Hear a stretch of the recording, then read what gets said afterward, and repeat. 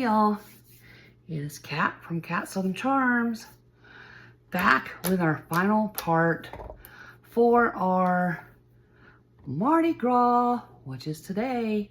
Happy Mardi Gras, also known as Fat Tuesday. Anyway, we're gonna do our last part, which has nothing to do with the front side because we finished it.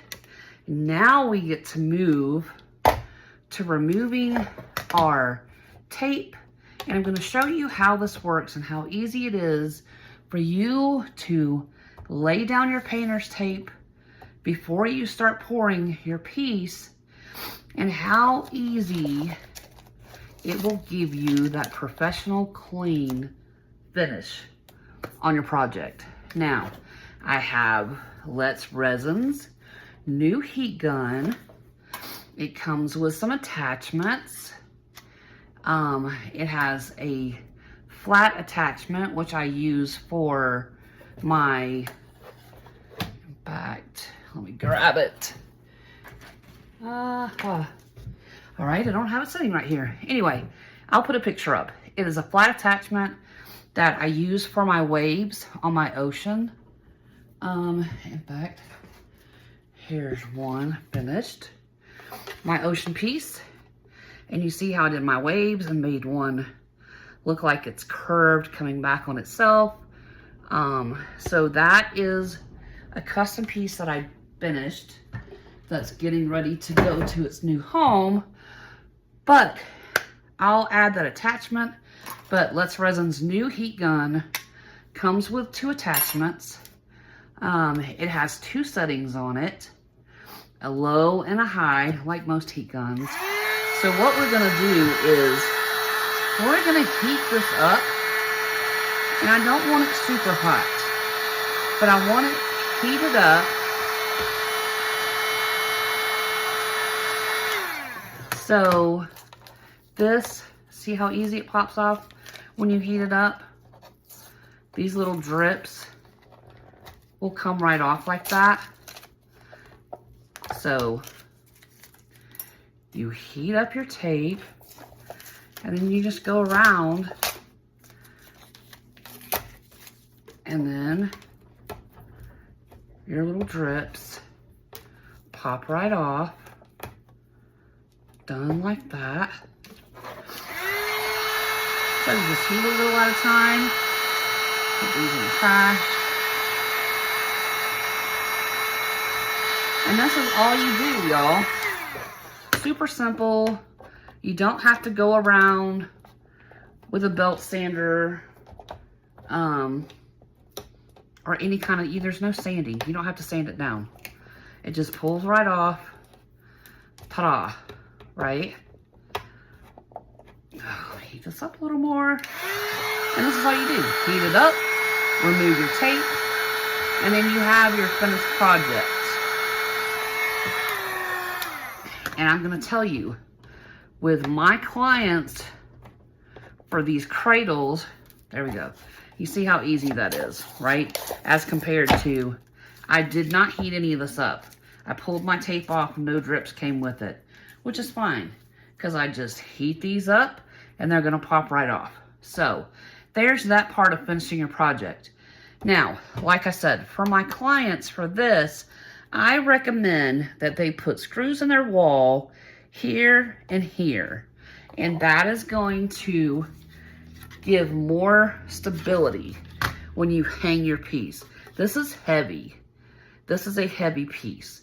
It starts out heavy, but when you add resin, people don't realize how much weight resin adds to a wood piece. And this is why I don't do resin over stretched canvas, because of the weight of the resin.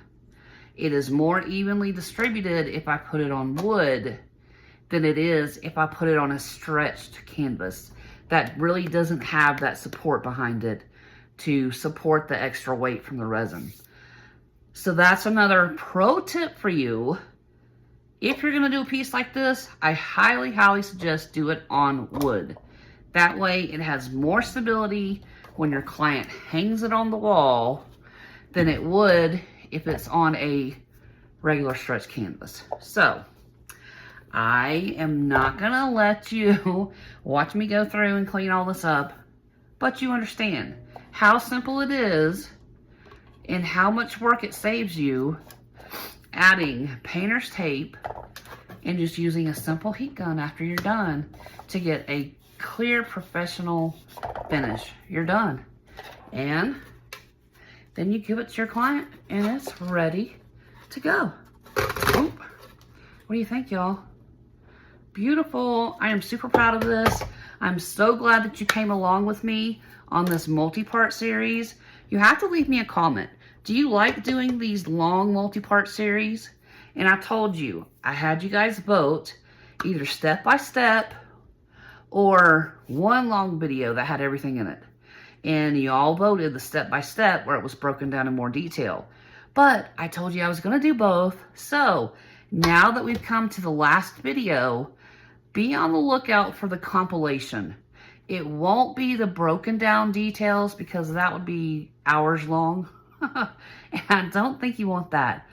So what I'll do is I'll take the most important parts from each series and put that in one video. So you can see from step to step in one video how we did this. And then if you want to go back and get into more detail on a certain step, then you have that part for the series to go to. And I've been trying to do this, and y'all tell me, does it help? I've been going back and trying to put chapters in the videos, so if you're looking for a certain part, you can go right to that. Is that something that's helpful to you guys? And also, do you like the closed caption on the videos? Because I have the ability to do that now. And I was doing it and nobody caught it. I don't know if y'all were so engrossed in the awesome art that you missed those were there, or if you just assumed that YouTube had put them there. Either way, do you like the captionings there? Because if you don't, then I don't have to do it. But let me know those things, guys. We're done.